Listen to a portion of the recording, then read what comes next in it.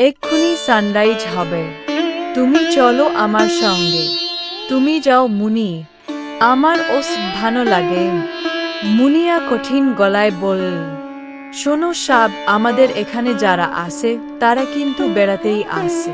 সারাদিন ধরে তারা প্রকৃতির মাঝে ঘুরে বেড়া। তোমাকেও তাই করতে হবে।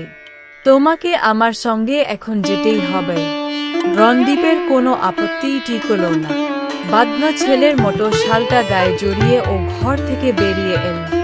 মন্ত্রমুগ্ধের মতো সে কাঞ্চন সুন্দরীর পিছন পিছন সেই সুদূর মাঠে চলে গেল।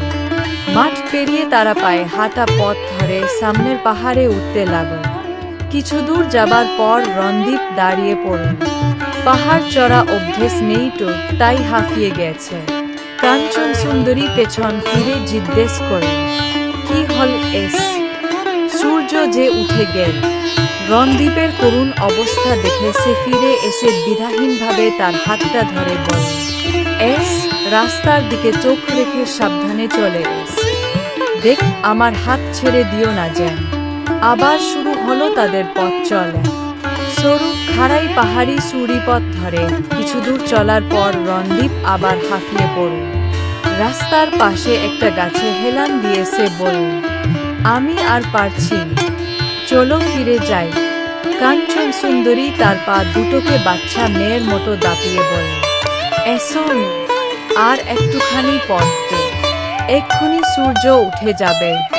দীর্ঘশ্বাস ফেলে রণদীপ আবার চলতে শুরু করল। চারিদিকের ঘন জঙ্গলের মধ্যে দিয়ে হাঁটতে হাঁটতে ওর গা ছমছম করতে লাগল। পাহাড় চড়ে চড়ে পায়ে রীতিমতো ব্যথা করতে লাগল, কিন্তু তাও নাছোড়বান্দা হয়ে ও পথ চলতে লাগল। ওপরে উঠে এসে কাঞ্চন সুন্দরী রণদীপের দিকে তাকিয়ে হাসল। তারপর তাকে হাত ধরে টেনে ওপরে তুলে নিল। ওপরে উঠে রণদীপ একটা গুম্ফা দেখতে পেল। তার ভেতর থেকে কোন বাদ্যযন্ত্রের গম্ভীর ড্রিম ড্রিম আওয়াজ ভেসে আসছে। কাঞ্চন সুন্দরী ওকে সঙ্গে নিয়ে গুম্ফার পেছনে এসে দাঁড়াল।